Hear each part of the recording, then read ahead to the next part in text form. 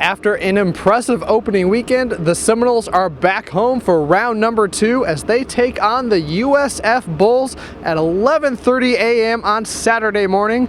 Welcome to your Seminoles.com game preview, sponsored by shop.seminoles.com. I'm Lane Hurt.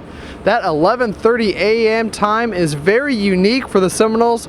First time they've played before noon in a very long time, and the players are ready for something different. I'm excited actually because this will probably be the earliest game I've ever been in, so we'll see. It's going to be a different atmosphere for me. I've been in a lot of different atmospheres since I've been here, and this is probably going to be a new one, so it's pretty exciting. It's definitely unique, coming from, last week playing at 8 p.m., now playing at 11:30. I think the heat's going to definitely be a factor. But, I think we're going to come out, we're going to be ready. The USF Bulls are led on offense by a two-headed attack in the backfield, quarterback Quentin Flowers and running back Marlon Mack. The Seminoles know the Bulls will try to run the ball first and foremost and work things off of play action, and are ready for the shifty Bulls backfield. It can be pretty difficult, just like because you're playing for basically all 11 players.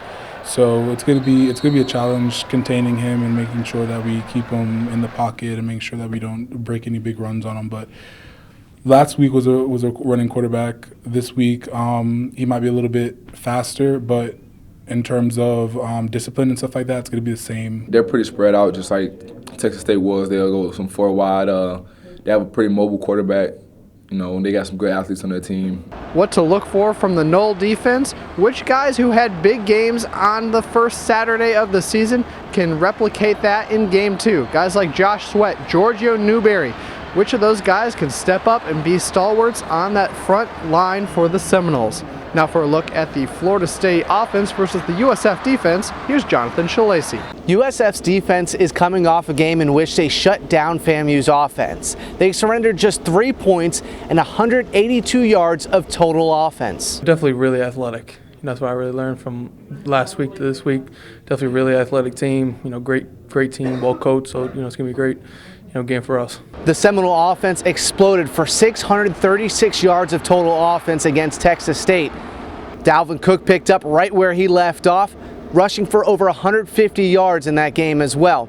And Golson looked impressive in his debut, tossing 19 for 25, 302 yards, and 4 touchdowns. You can definitely tell he's been in the moment before. He's an experienced guy, most experienced guy on the offense, and you can definitely tell he's been in the moment. Basically, he been spreading the ball out. He like to spread the ball out. And like I said, he's a workhorse. He really work.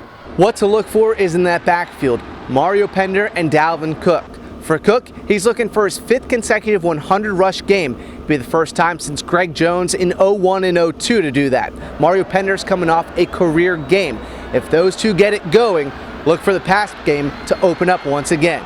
It's the Noles and the Bulls bright and early on Saturday morning, and of course Seminoles.com has everything you need before, during, and after that game.